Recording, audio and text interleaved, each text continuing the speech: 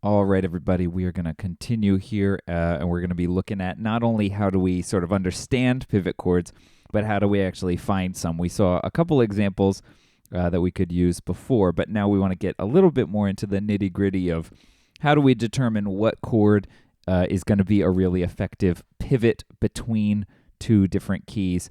So let's sort of come in here and take a look at some examples here. All right, so first and foremost, we're going to start everything with making sure that we understand our closely related keys. So we're going to use F major, a good key, as our sort of starting point here. So let's sort of think about which major keys are closely related to F, because F is a one flat key, and so we want to be thinking both about two flat keys and no sharp, no flat keys. So that, of course, brings us to C major.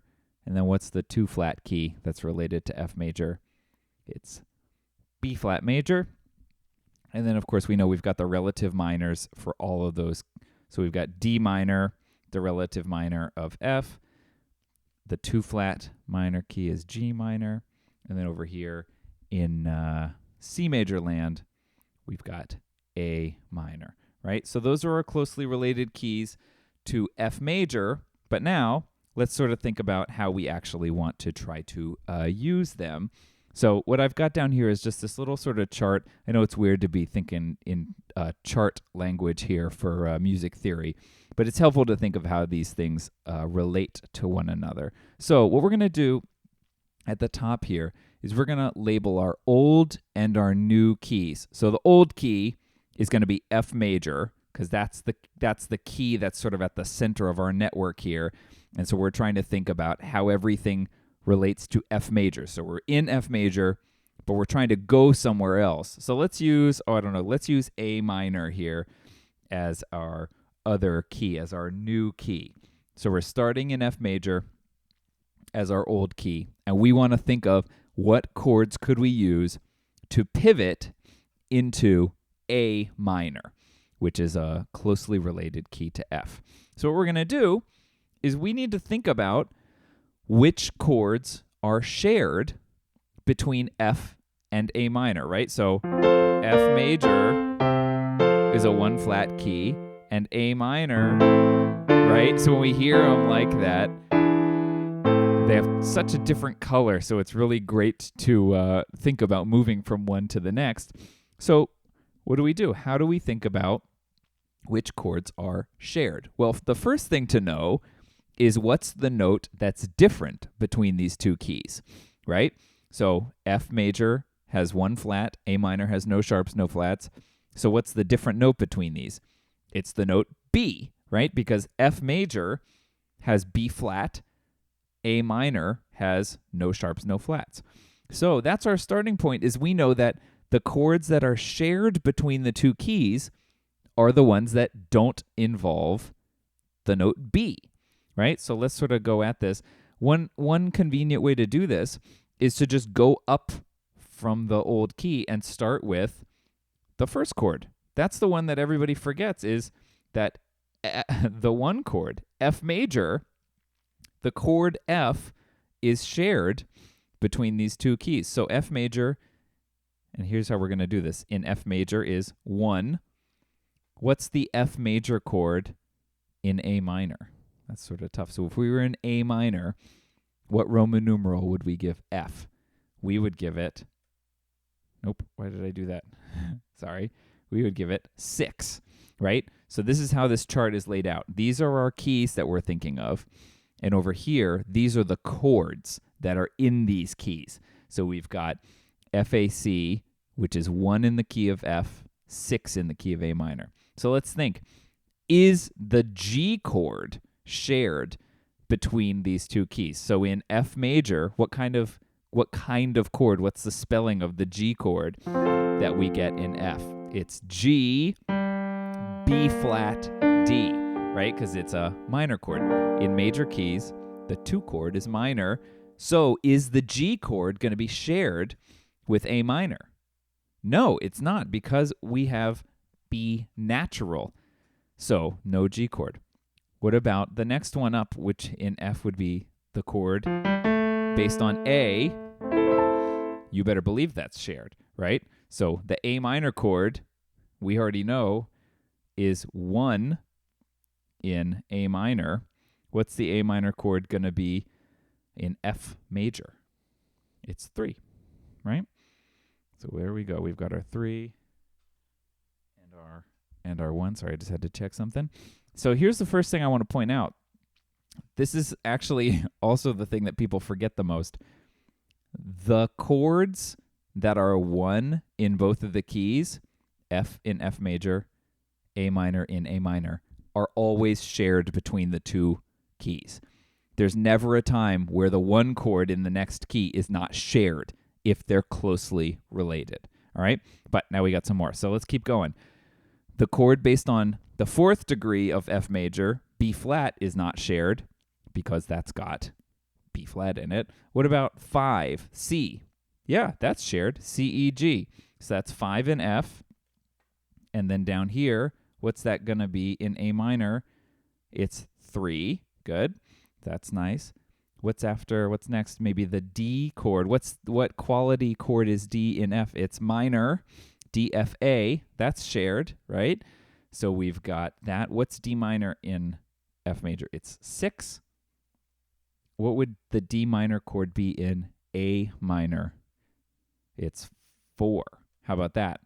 And then if we try to do the next one, notice I already set this up with 4, but if we tried to do the next one, E in the key of F, E, G, B flat, that B flat note, that sort of means that that's not going to work in A minor. So what we end up with here is we've got 4 chords that are shared between these two keys.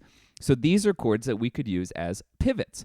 But the big question for us now is, which of these is our best pivot choice? And what we want to think about is the technique for a pivot chord is that we want to follow the pivot chord with the dominant in the new key. The dominant in the new key. Not the old key, the new key. So if we look at these in the new key, in A minor, which of these Roman numerals are going to work best to be followed by the dominant? Do we usually go from a 6 chord to a dominant chord? No. What about, can we go from 1 to a dominant chord? Absolutely. So what I'm going to do, what's going on here? So I'm going to do this, and actually I'm going to highlight. Look at me. I'm going to highlight this because that's a good option for us. What about here, our next option, 3? Do we usually follow the 3 chord with the dominant? You know we don't do much with the 3 chord. What about down here, using D minor, our 6 chord in F and our 4 chord in A minor? Do we often follow the 4 chord with dominant? Absolutely. So what we find is that these 2 chords are our best pivot options because we can follow them with the dominant in the new key. Let's do 2 more keys here. Let's do 2 more keys. So the first one, we did F to A minor. So let's do F here. And, I don't know. Let's go to G minor. Sort of a good other side of the thing here. So let's start thinking what's shared. The first thing we know is that the 2 keys that are the shared or the related keys are shared. So F is 1 in F and 7, lowered, flat 7, non-leading tone 7 in G minor, and G minor is 2 in the key of F and is 1 in the key of G minor. What do you think? What else is shared? Is the A chord going to be shared between these 2 keys? To figure that out, we need to think about, again, what's the difference between the key signatures of these 2 keys, right? So they both have a B flat. G minor also has an E flat. And so if I think of that chord based on A in F major, the A chord is minor, A, C, E. But in G minor, it's A, C, E flat, so that's not shared. What about the B flat chord? Absolutely, B flat is shared. B flat, what's the B flat chord in F major? It's 4. What's B flat in G minor? It's 3. Do you see how we can look at these? We can just keep going through. What about C? C has the note E in it, so that's not going to be shared, right? Because the note E is different between these chords. What about the chord based on D? What do you think about that? So it doesn't have the note E in it, so we would think, right, D should be good to go. What's D? What kind of chord is D in F major? It's a minor chord, and it's 6. What's the problem going to be then, though, with trying to share that chord in G minor? There's nothing key signature-wise wrong, but think about this. What do we use the chord D for here in G minor? It's the dominant chord with the raised leading tone to try to push us to G. And so we have to keep in mind the way we think about these shared chords is how we use them. So D is not shared, even though the key signature would make it look like it is, because it doesn't contain E, but it does not work for us here. And then after D, we'd get up to the note E. Is E shared? No, because E is natural in F and is flat in G minor. So we really only end up with 3 options here. And so if we're trying to think about this, our next question is to figure out which of these we would want to use is which of these options can be conveniently followed by the dominant. And we're going to really end up with only one option here because we don't want to follow the flat 7 chord with the dominant, and we don't want to follow the 3 chord with the dominant. So we're going to do some practice on that, but that's how we start to think about how to actually find pivot chords between 2 closely related keys.